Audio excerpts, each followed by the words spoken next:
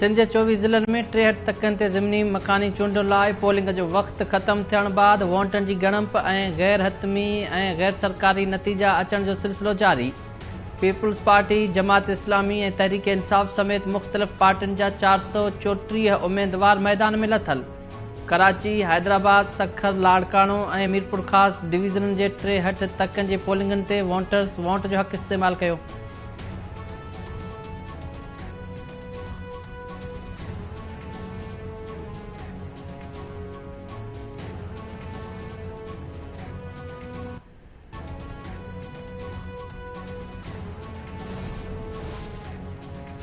इमरान खान मथे खां पेरनि ताईं कूड़ो शख़्स आहे, मुंहिंजे ख़िलाफ़ हर हरबो इस्तेमालु कयो पर नाकाम वियो।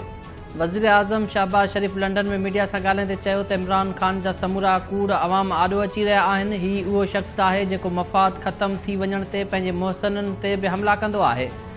अलाह जे पकड़ में ज़रूरु ईंदो। हुकूमत जूं मुल्की मैशत जी बहितरीअ लाइ कोशिशूं रंग लाइ रहियूं आहिनि। जल्द इन्वेस्टमेंट कॉन्फ्रेंस घुराए रहिया आहियूं जंहिंसां परॾेही सीड़प थींदी।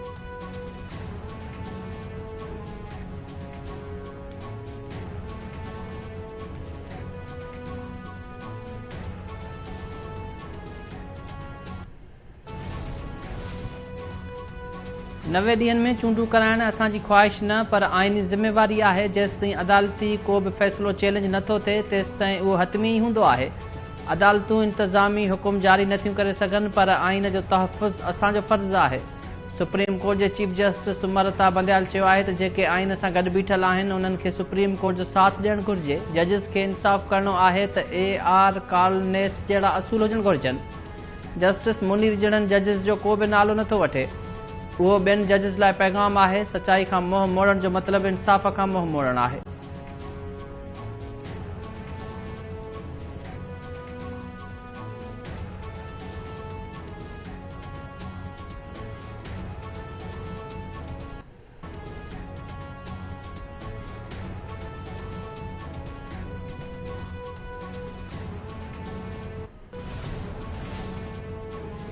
सिंध जी राजधानी कराची डिवीज़न जे 7 ज़िलनि में 26 सीटनि ते ज़िमनी मकानी चूंडुनि लाइ पोलिंग थी। 11 UC चेयरमैन ऐं वार्ड मेंबर जे 15 सीटनि ते वोटर्स पंहिंजे वोट जो हक़ इस्तेमालु कयो।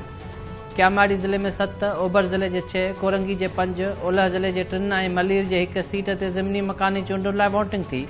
हैदराबाद में 10 सीटनि ते बि पोलिंग थी।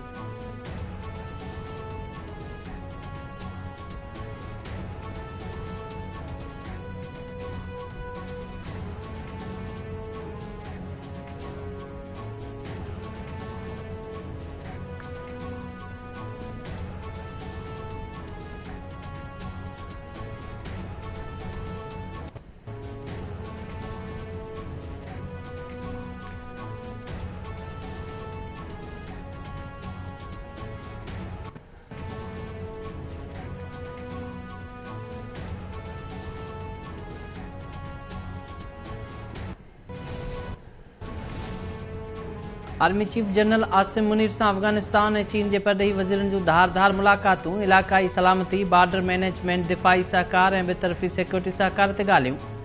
ISPR मूजिबि अफ़गान परॾेही वज़ीर अमीर जान मुत्तकी सां मुलाक़ात दौरान आर्मी चीफ दहशतगर्दी ऐं इंतहा पसंदी जे गॾियल चैलेंजिस खे मुयसर तरीक़े सां मुंहुं ॾियण लाइ ॿिन्ही मुल्कनि में सहकार वधाइण ते ज़ोर ॾिनो। अफ़गान अबूरी हुकूमत जी हर मुमकिन हिमायत जो बि अज़म वरजायो। अफ़गान परॾेही वज़ीर अफ़गानिस्तान में अमुन ऐं तरक़ीअ लाइ पाकिस्तान जी कोशिशुनि जो इतराफ़ कंदे गॾिजी कमु करण जी ख़्वाहिश जो इज़हार कयो। Army chief general Asim Munir सां चीन जे परॾेही वज़ीर चिन कांग बि मुलाक़ात कई। CPEC मनसूबे जी मुकमल हिमायत जो अज़म। चीनी परॾेही वज़ीर इलाक़ाई अमुन ऐं इस्तेहकाम लाइ पाकिस्तान जी कोशिशुनि जी वाखाण कंदे CPEC में थियल अॻु भराईअ ते बि इत्मिनान जो इज़हार कयो।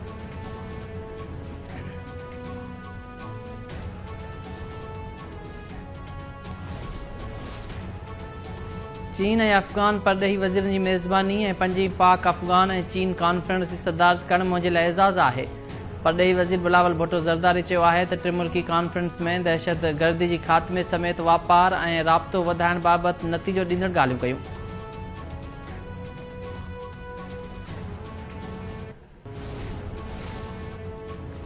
नवाज़ शरीफ़ ऐं शहबाज़ शरीफ़ लंडन में वेही अदलिया ख़िलाफ़ साज़िश कई। समूरी क़ौम चीफ जस्टिस सां गॾु बीठल आहे।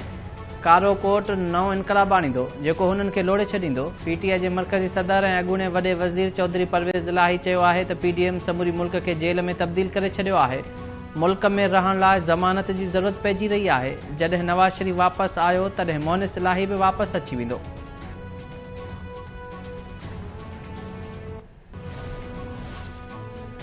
जामशोरे में ज़िमनी मकानी चूंडनि दौरान औरतुनि में थियल छिकताण जे जाइज़े लाइ पहुतल district election commissioner Saeed Ahmed Soomro दिलि जो दौरो पवण सबबि फौत। NICVD हैदराबाद मां मढ़ ज़रूरी कार्रवाई बाद वारसनि हवाले। सईद अहमद सूमरो खे 20 अप्रैल ते जामशोरे में डिस्ट्रिक्ट इलेक्शन कमिश्नर मुक़ररु कयो वियो हो।